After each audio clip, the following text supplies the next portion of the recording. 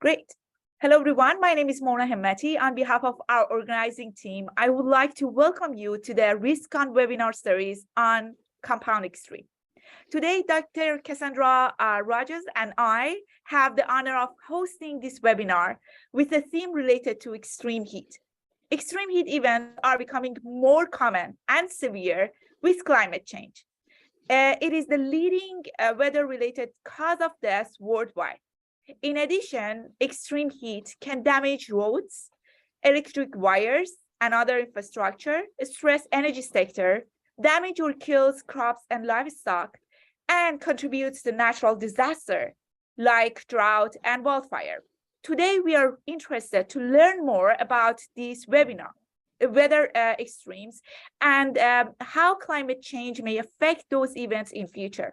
I'm honored to introduce our speaker for this webinar, Dr. Rousi, to talk about European summer extreme and links to atmospheric circulation in a changing climate. Dr. Rousi received her PhD in atmospheric science and climate change and worked as a postdoctoral researcher at University of Berlin and Potsdam Institute for Climate Impact Research. She's currently working as an editor for Nature Communication Journal, and her research focuses on atmospheric teleconnection and the use of machine learning technique to study their temporal and spatial variabilities with the changing climate. Without further ado, I will pass this to Dr. Rousi, and we are excited to learn more about this topic. Hello, everyone. Thank you very much for inviting me, and thanks for the introduction. I will share my screen. Okay. All right. So yes, my name is Efi Rousi, and I am currently an editor in Nature Communications, where I handle all papers related to climatology and also oceanography. And before that, I was a postdoc at the Potsdam Institute for Climate Impact Research, and I'm still a guest researcher there, finishing up things. And for this talk, I will mainly present the results from my last two papers from my research experience. And in the end of the talk, I will also give a small introduction about my current role as an editor. So the title of the talk is European Summer Extremes and Links to Atmospheric Circulation in a Changing Climate. The outline of the presentation, as I said, there will be two parts, although the first part, the scientific part, is the longest and the most important, where I will talk a little bit about European heat waves, extremes that are linked to atmospheric circulation and the jet stream, changes in atmospheric circulation as we have seen them until today, and then I will move to the results of my papers on, I will discuss double jet streams and European heat extremes. And then I will focus on the 2018 hot and dry summer in Europe and the case study we did for this summer.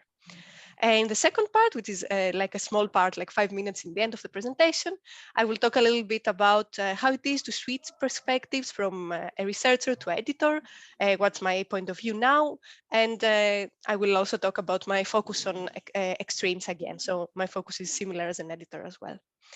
So let's go. Some introduction and motivation, although maybe this audience doesn't really need this kind of introduction, but it's always good to start like this. So we know that weather and climate extremes increase in frequency and intensity under anthropogenic climate change. And there are many figures that one could use to support this, but I chose this one from the latest IPCC report, which I find is a really nice visualization of changes, of observed changes in hot extremes in different regions of the world. And we see these hexagons that represent all the regions of the world, and the color shows increase in hot extremes if it's red, and if it's blue, it's decrease, but we see no blue in this map. So we see that in most places of the world, we have an increase in hot extremes, except from some areas that there is low agreement in the type of change or there is limited data. And this figure also shows the the role of the human contribution to these changes in hot extremes. And these dots show if there is high confidence of this role being important or not. So when we have 3 dots, this means that there is really high confidence. And in this case, we see, for example, that for Europe, all regions of Europe show an increased high confidence in the role of anthropogenic climate change for the increase of these hot extremes. We know from relatively simple physics, let's say, that due to thermodynamics, both hot and heat and rain extremes are expected to increase. However, apart from thermodynamics, the extremes are often related to atmospheric circulation dynamics. This is what we often call dynamical changes. However, there is low confidence in how these dynamical changes have affected and will affect in the future the location and the magnitude of extreme events. And there is a lot of research backing this up, and this is like a summary from the IPCC report again. This uncertainty in atmospheric circulation response to climate change remains large, both due to the large internal variability and that exists in the climate system, and in the fact that climate models struggle to adequately simulate these relevant processes. And sometimes, even when they manage to capture these processes certainly in a rather good degree, sometimes the surface imprints of these dynamical changes are underestimated by models. Here, now I will show you some, I start already with some of the results in our paper that was published last year in Nature Communications. And we have seen that European heat waves have been increasing, have shown an increasing trend, which is accelerated compared to the rest of the mid-latitudes. So in these 2 figures, we can see the frequency of heat waves and the cumulative intensity of heat waves for high summer months. So this is about July, August for the period 1979 to 2020, based on ERA5 data. And we see that there are positive trends of frequency and intensity of heat waves in many regions of the mid-latitudes. But if we take a more careful look over Europe, we see that there is a hotspot in Europe. And we can see that also in this figure here, where I have plotted the trends of all land grid points for the mid-latitudes with a blue color, and for Europe with red color. And we see that the distribution of trends for Europe is shifted to larger values. So, and this is the mean overall grid points in the mid-latitudes, excluding Europe and in Europe. So if we look at the mean, we can say that this heat wave frequency trend is 3 times larger in Europe compared to the mid-latitudes. And this is even more pronounced when we look at the intensity of heat waves. So here again are the 2 distributions, and this time the mean is almost 4 times larger in Europe compared to the mid-latitudes. So a natural question behind this is, why is this happening? And this was the motivation for us to look at atmospheric circulation changes and changes in the jet stream to see if there is some link. But before going into further details on this, I will go one step back and just show this slide, which discusses some recent extremes in 2021 and 2022 that are linked to atmospheric circulation and jet stream configurations. In this presentation, I focus on summer, but I also wanted to say that in winter, it is also possible that we have extremes that are linked to atmospheric circulation patterns and the jet stream. And just one example is the winter of 2021, where we saw a very cold spell in North America and Europe. It was more pronounced in North America. And this was, in that case, linked to the stratospheric polar vortex and the sudden stratospheric warming that took place back then, and which propagated into surface weather and influenced the jet stream, which was particularly wavy and allowed for cold Arctic air to go to lower latitudes and affect these southern areas of the US. In the same year, in summer, we had the extreme heat wave in North America, which many studies have shown that it was virtually impossible without climate change. And this made a lot, of course, it took a lot of attention in the media as well, and it was an extreme event. And everybody was talking back then about this heat dome, which is nothing else than a blocking anticyclone. That is like this is the famous omega block, which resembles the Greek letter omega. So this blocking anticyclone persisted in the same area for long and resulted to this persistent and extreme heat wave. The same year, in summer, we had extreme floods with many casualties in Central Europe. Here's just a photo from these floods and from Germany. And here we see the atmospheric circulation again. So this is from a German website. So this is a cutoff low that persisted over this region. It gave a lot of precipitation, a lot of rainfall in the same region for many hours, and resulted in these floods.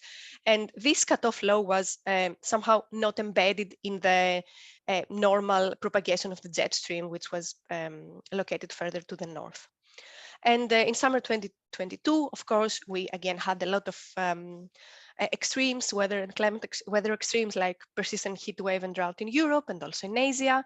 Again, catastrophic floods in Pakistan, resembling the 2010 situation, in South Asia in general, and drought in the Horn of Africa, which continues for many years now. So what are some atmospheric circulation changes that we already have seen happening in summer? We have seen there is a lot of literature now that shows that there has been a weakening of the mid-latitude summer circulation, which can be seen in different metrics such as zonal winds, kinetic energy, the amplitude of Rossby waves, extratropical cyclones, and so on. And these are some figures from older papers, like for example, here in Kaumau et al., you can see the decrease in the zonal winds over the mid-latitudes in the Northern Hemisphere, or in Chang et al., you can see a decrease in the number of strong extratropical cyclones in the mid-latitudes of the Northern Hemisphere. The question is, what is the driver behind this? And it's an active research topic, let's say, and many talk about the Arctic amplification, others talk about the tropical expansion and the upper level thermal expansion of the troposphere in the tropics.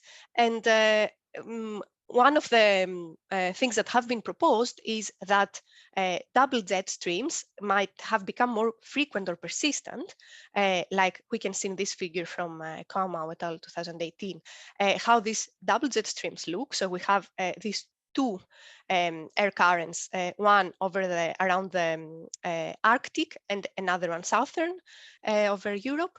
And in our paper in Nature Communications last year, we indeed showed that there is an increase in these Eurasian double jets, both in persistence and in frequency. And I will say some more things about this in this following slide.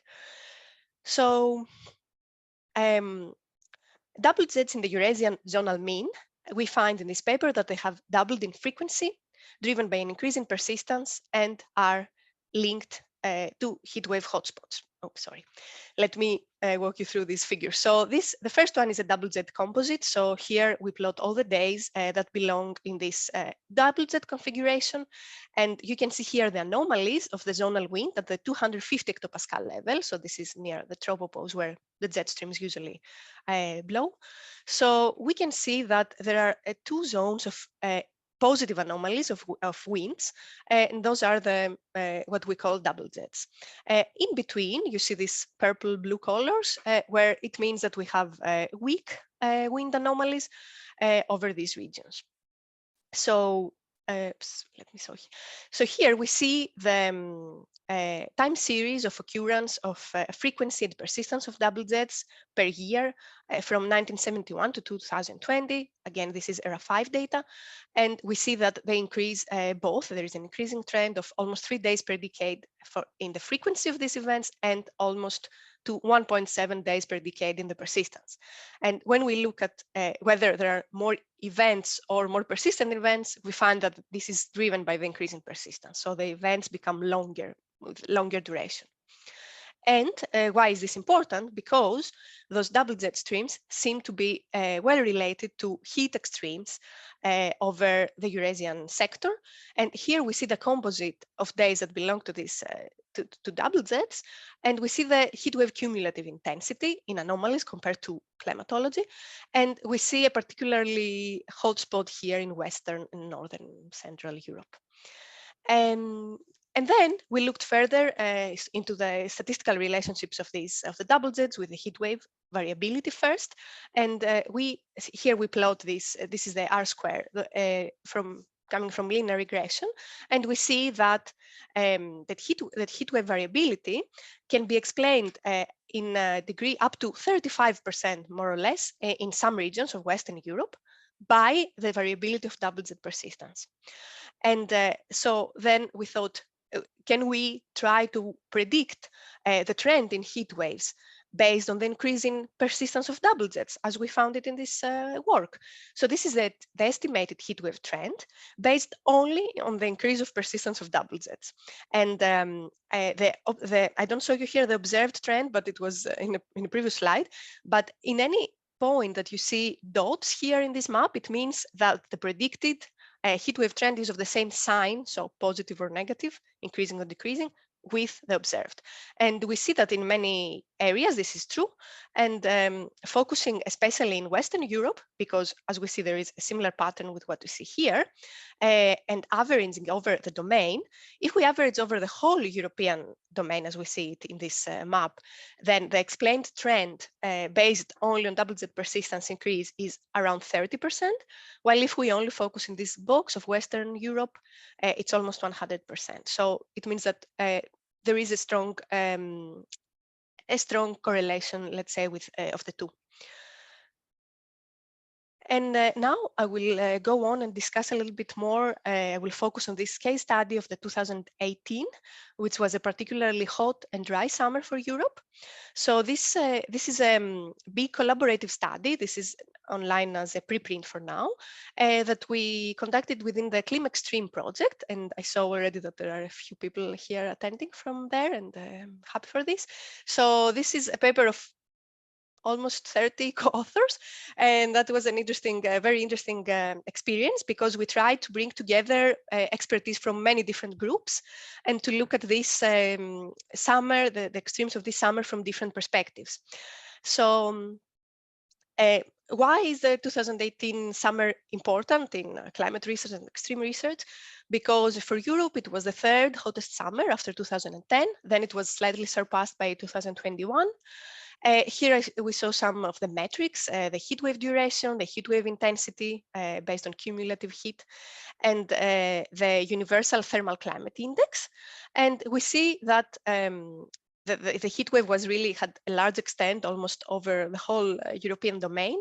And if we look at the universal thermal index, which also counts not only for temperature, but also for humidity, wind, and factors that are important for human also discomfort, we see that almost the whole European domain was under strong heat stress, while many regions, especially in Western Europe, were under very strong heat stress or even extreme heat stress. There was also, we had the largest extent for drought, exceeding summers like 2003 and 2010. And we can see that here in this standard precipitation evaporation index. Those maps are for the month of August, and we have two different aggregations for 3 and for 6 months.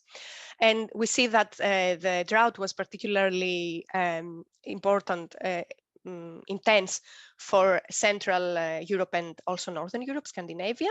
And we see that we can see that even more in the 6-month aggregation. So this drought really started early on in spring, not only in summer. And in this paper, we also have a particular focus on Germany, because this is a German-funded project. So all of the groups were based in German institutes and universities. And so we took advantage of this and took a more careful look in that. So in Germany, many different months and different periods and the entire year were the hottest since the records, the observational records in 1881. Also, it was the hottest and driest and very dry summer half of the year since 1881, and the 4th driest year in record. And we can see this information also in this thermopluviogram for Germany. So this is based on observational data from the German Weather Service, the DWD. And we can see here, on the one axis, we have the precipitation anomaly in percent, and the other one is the temperature anomaly. And so practically, if we're talking, when we're talking about hot and dry extremes, we're looking at this part of the diagram. And we see that 2018, here we refer to April, October, which is important because impact-wise, because it's the growing season. So it's important for agriculture, for forests. So we see that 2018 was in this case the most extreme year, the driest and hottest year compared to all the rest. And these are data from 1881. And something else that you can notice is that so the years that have colors like blue are the ones that are earlier on in the period, like 1881, closer to then. And the years with orange and red colors are the most recent. And you see that especially on the hot part, on this part, we have a lot of red and orange years. So the most, the warmest and driest years occur in the latest decades. And then in this paper, we looked a lot at the dynamical drivers of these extremes from different aspects and different points of view, bringing together, as I said, the different expertise of the group. And we can say that these extremes were, let's say, a result of a combination of different dynamical components. For example, we had blocking anticyclones. And here we see the blocking frequency for June and July 2018. And in June, we have a high, so this is anomaly of blocked days compared to climatology. And we see that in June, the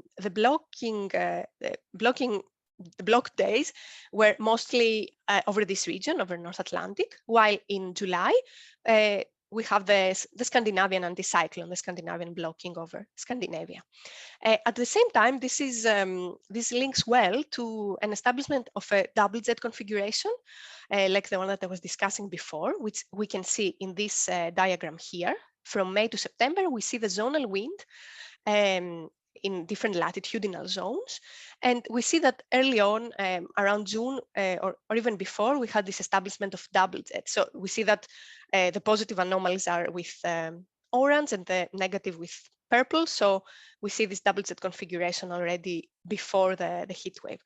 And also there were like this red area here is shown because those are the longest consecutive days of double Zs that we find this year, and those are 22 consecutive days, and this makes 2018 one of the longest, most persistent double Z events that we see in the study period.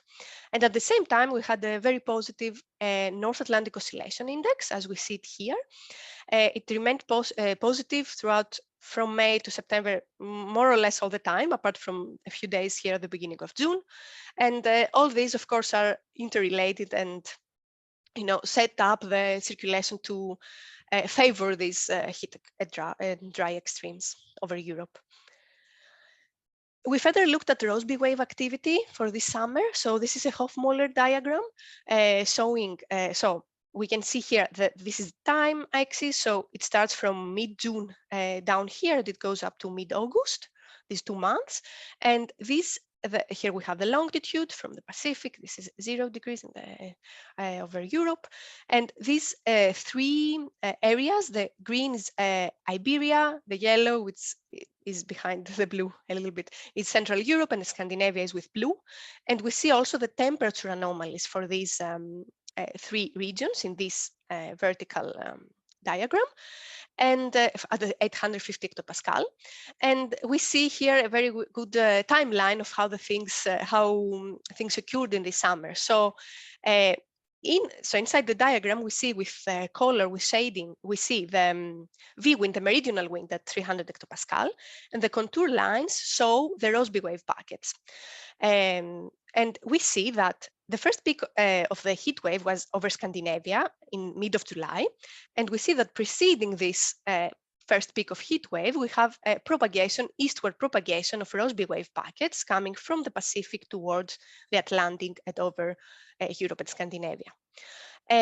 However, in the latest peaks, and especially in the last peak that happened over Iberia in August now, in beginning of August, Rossby wave patterns are not relevant. They're not relevant in this case, which actually agrees with previous studies that shows that in many cases, heat waves over the Iberian Peninsula are related to other dynamical processes like Saharan air intrusions, for example. And to continue this this line of thought, we also wanted to see whether where the air masses that consist this blocking anticyclone over Scandinavia, where do they come from? What is the origin? And for this reason, my co-authors ran these backward trajectories ending on July 18th, which was the peak of the heat wave over Scandinavia. And what they did is to run them for the grid points of low potential vorticity air, which denotes actually the anticyclone, over Scandinavia. So they ran it for these grid points that are dotted here. And those are for upper air. So for air that you find over Scandinavia between 500 hectopascal and 150 hectopascal, so higher up in the troposphere. And the colors here, the shading shows the trajectory counts per grid point. So they show the regions of origin of these air masses. And we can see two things. There is a remote branch, which is this one, which is actually something well known in the literature. It's the warm conveyor belt that brings, we see that low PV air that is denoted by this dot here is transported from the Western North Atlantic to Scandinavia. And we can also see a nearby branch, which is directly below the southern of the Scandinavian anticyclone. And there is also this branch, which is in the southeast part of Europe, which is a particularly interesting finding.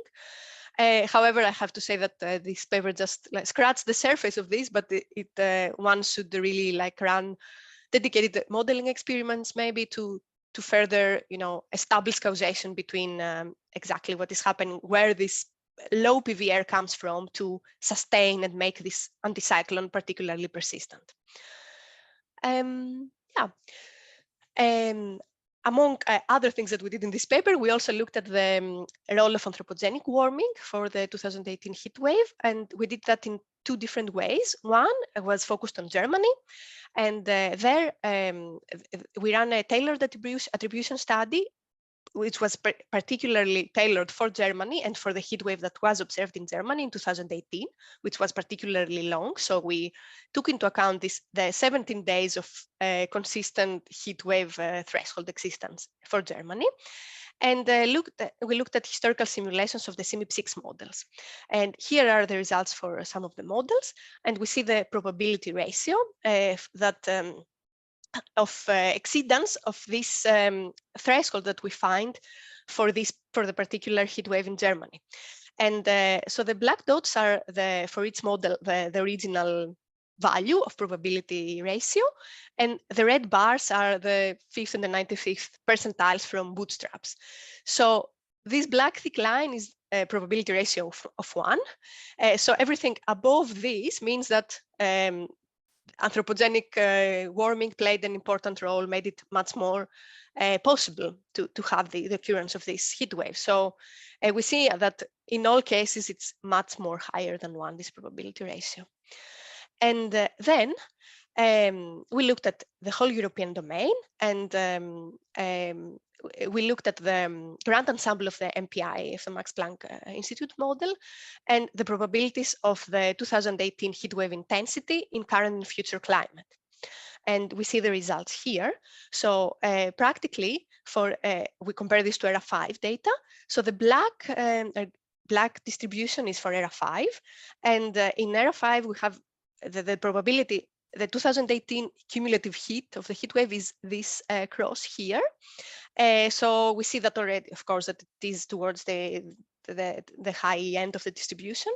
And there was a probability of exceedance of 7%. So this is something that would happen in less than 1 every 10 years. And the model reproduces this pretty well. So the gray is from the Max Planck Grand Ensemble model in recent world, so the same period as ERA 5. We see that there is a slight overestimation, but it does pretty well, and it predicts this 9% of probability of exceeding this cumulative heat level of 2018. And then when we look at the warmer worlds of plus 1.5 degrees and plus 2 degrees, of course, the distributions, the orange, yellow, and the red one are shifted to much higher values, and the probabilities are really much higher. So there, it's almost 70% in the 1.5 and 96% in the 2 degrees. So this means like in a 2 degrees warmer world, we could have this almost every year. We could have this extreme in Europe almost every year. Yeah, so just to close, to summarize a little bit this scientific part, Europe is a hotspot of heat waves. We did find in our work an increase in double jets in the recent decades, which seems to be relevant to heat waves, especially in Western Europe. The summer of 2018 was an exceptional case of compound heated drought in Central and Northern Europe. And our attribution study agrees with previous attribution studies for different regions, even of the same event, that anthropogenic climate change has increased the probability of occurrence of extremes like this, and it is projected to further increase, especially under a 2 degrees warmer world. It would happen almost every year. Ways forward. It's of course a big discussion, but some of the things that should be done and we should aim for research-wise is to improve representation of atmospheric circulation in models, understand what is missing in the models and improve it, try to improve it.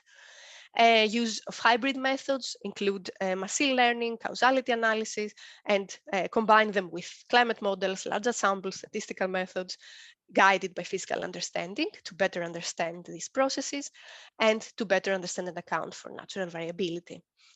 Collaboration of different disciplines is important. This was a big learning experience also from the Climate Extreme project.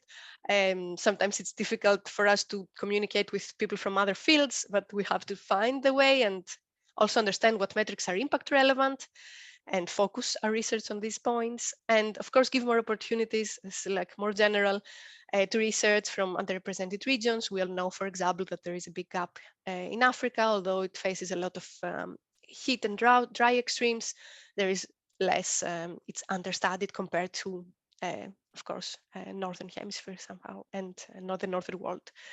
Yeah, so yeah, that was the scientific part. And now I just have like 2 slides, only a few minutes more, talking now about me having changed role. So as I said, a few months ago, I changed, I left research and now I'm working as an editor in Nature Communications. And I'm handling actually topics similar to the ones I discussed before, but also more, more general topics, more broader fields. And yeah, if you're interested to see what is it working as an editor, I made the list with pros and cons. And among the pros, I would say it's a nice environment. We're in an international team with diverse backgrounds, but also people with similar academic experience, which, you know, it makes you feel that you can communicate easier with your colleagues. There are a lot of inter-team and journal interactions and opportunities, also career-wise. So yes, for example, Nature Communications is a huge journal that publishes across many different sectors. So we have an ecology team, for example, which is nice to collaborate with them and learn from them. And then, of course, what I like the most is that you stay in science in a way, but without the academic stress that we all know. We still get to go to conferences and travel for work. We have the opportunity to build research areas that we think are important and help increase diversity in publishing. I kind of feel that this is one of the aims that I should have. And then, of course, there is job stability, stress-free holidays, weekends, evenings, and more clear, organized tasks compared to the work you do in academia and research. Cons, yeah, sometimes the workload is very high. Sometimes it can be stressful. You know how it is, like before holidays, people like to submit their papers and they all come to us. So sometimes it can be some stressful period. Some decisions are difficult, like also to find reviewers is difficult, which is one of the main, of course, roles of an editor. And of course, working for a big for-profit company, somebody can think that this is a con of this job, which, yeah. It's another big discussion. And some similarities and differences with academia. Similarities are I still do my favorite thing, which is reading papers about similar and interesting for me topics. It's a nice environment, as I said, and still, being in touch with the community. This is something that I would miss a lot if I were to change job to something completely different. So I like to have that still.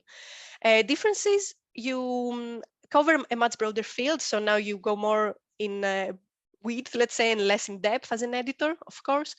There is a different pace at work, so it's a very fast-paced work compared to the long periods that you need in academia for every step of it. You have less meetings and presentations in average.